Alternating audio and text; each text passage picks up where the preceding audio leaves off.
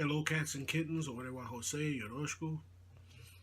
Before I give my impressions on One Piece 844, Luffy versus Sanji, I first have to give a shout out to those who actually believed that Luffy was going to throw his hands up against his Nakama, who actually believed that there was going to be a fight between Luffy and Sanji.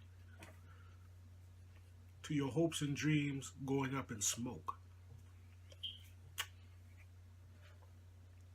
It was never going to happen, as I stated in last week's review. I didn't think it was going to happen, and it didn't. Props to me. Anyway, that being the case, let's carry on with the review of One Piece 844.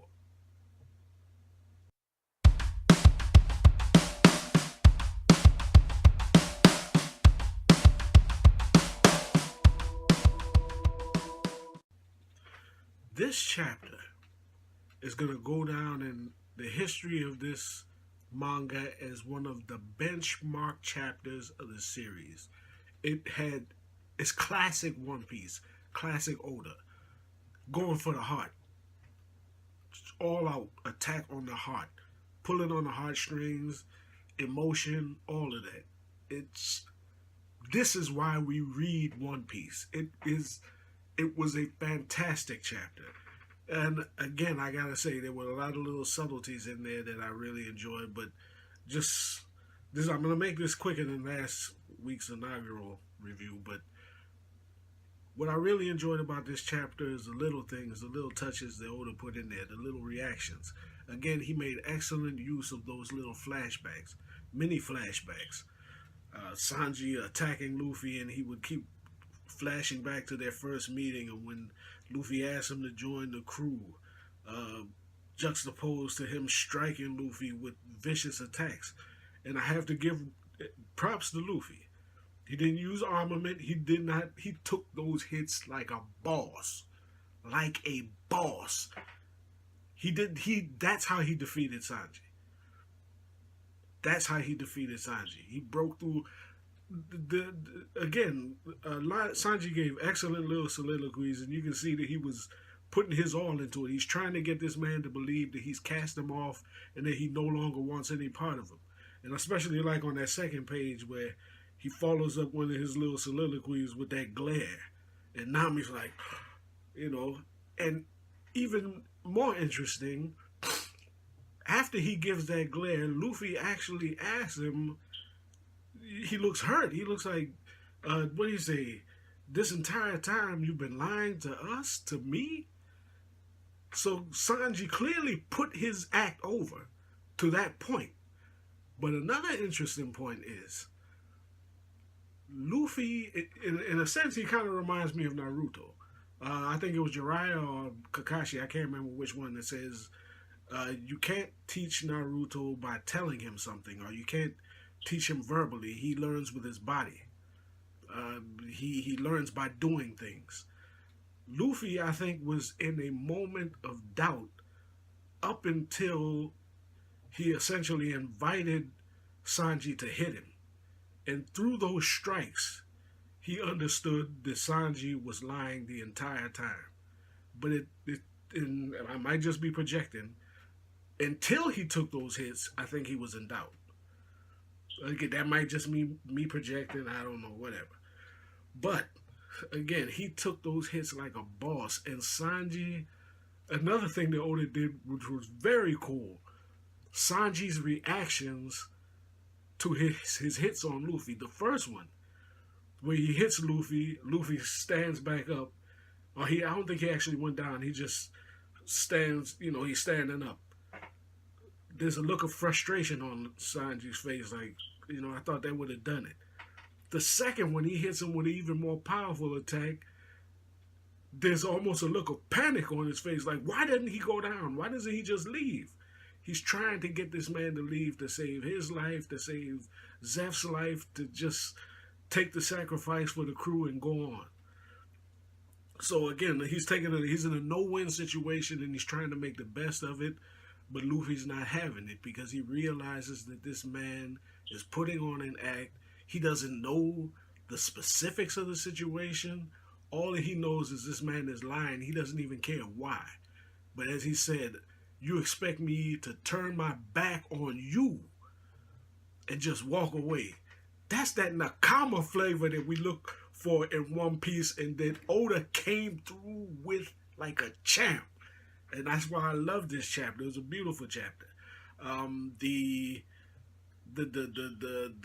Vince Smoke siblings were being the Vince Smoke siblings. They're trash. They're garbage.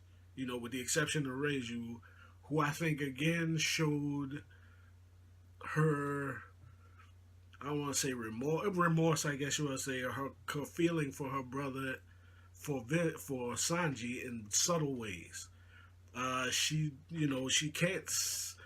She has that fear of the family where she won't just outspokenly say, you know, take Sanji's side, but just little things, expressions.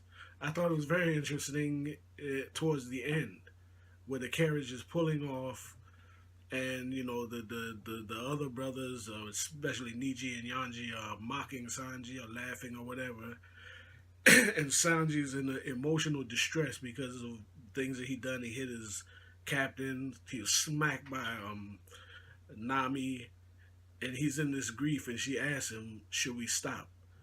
To me, that was kind of her way of just saying, "Hey, man, just go through with it. Just go.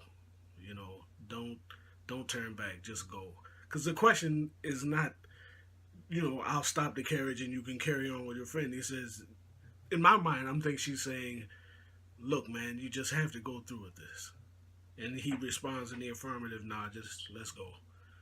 And that heart-wrenching moment when Luffy delivers his soliloquy, basically telling Sanji, you know, you think that farce can you think that could fool me?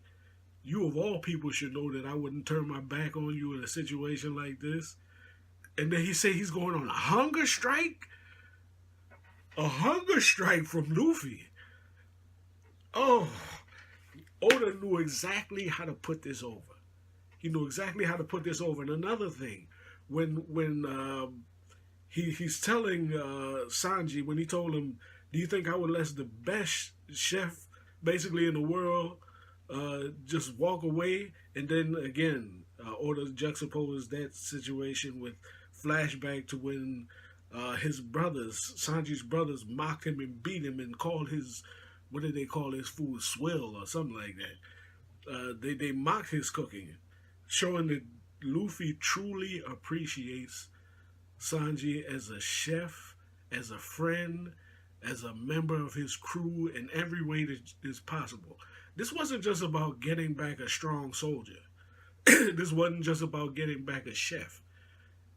As he stated in that last panel, I cannot become the Pirate King without you. And he would have said that to Zoro. He would have said that to Nami. These are his people. That's his family. He's not. This adventure that he's on isn't just about money, fame, or anything like that. It's about going through these difficult moments or going through the ups and downs with your people, your Nakama. And Oda killed it with this chapter. So, I mean, there was so much good stuff in here. Nami smacking Sanji. I think that hurt him more than anything, except for Luffy's statements at the end. I think Luffy's statements at the end brought him to tears, flat out. I mean, but Nami smacking him could not have felt good. You know, she even dropped a Sanji-kun, just called him Sanji-sama, or whatever she was calling him. Lord Sanji smacked him right dead in the face. And then he put up the poker face, but you know, it was killing him, and all the weight came down on him at the end, and he just breaks down crying. Which now leads to the inevitable, not the inevitable question, but where does he go from here? I think it's interesting that there's a division as to where the final scene is going to play out, or the final scenes are going to play out. My first impression was that they're all going to go to the Big Mom's chateau or whatever, and everything will come to a head there. But Luffy says he's gonna wait there for Sanji. He's gonna wait at that spot for Sanji until he comes back to the crew. Now, Big Mom is about to go on a tantrum.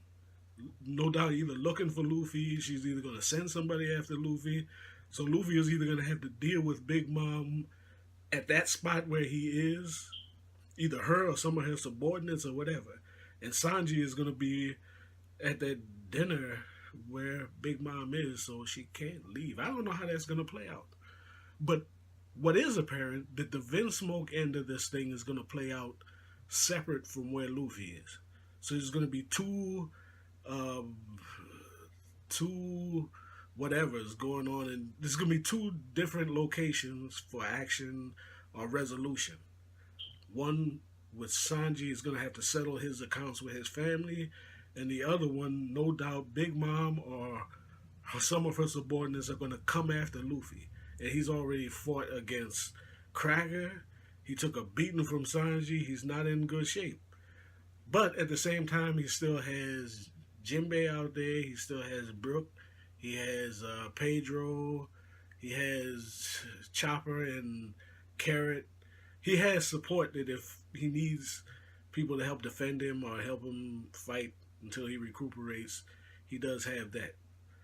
And who knows who else is coming to this tea party. There may be some other aid at that point, but the resolutions to these little issues, Luffy's issue with Big Mom, which really is centered on Sanji, because all he wants is to get Sanji back and leave. He didn't come there to fight Big Mom.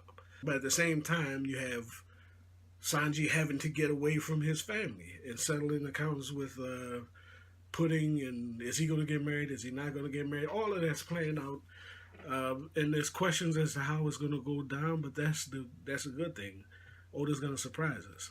He's going to surprise us with probably something that we haven't considered before. We know Lola's still going to come into the mix, and that's probably what's going to get Luffy off of the hook, because I don't think he's going to fight Big Mom. Even if he did, he'd lose anyway. But I never thought he was going to fight Big Mom, and I definitely didn't think he was going to fight Sanji. But that said, this was a brilliant chapter. Oda killed it. He did. This is in a penultimate chapter of One Piece, and we'll be 5 years from now, whatever, it's going to stand up there with Zolo begging Kuma not to kill his crew. It's going to stand up there with Nami asking Luffy for help in Arlong Park, all of those big ones. This is going to be, this is a huge, huge issue of One Piece. So, we'll see where it goes from here. I'm stoked. And we'll see how this plays out. I can't wait until next chapter. But we have to wait. So we're not on break next week, so we'll get another chapter coming to us in another 6 days. It's midnight, past midnight on Friday anyway. So that's all I got. Great chapter, and we'll get back at it next week. Stay loose.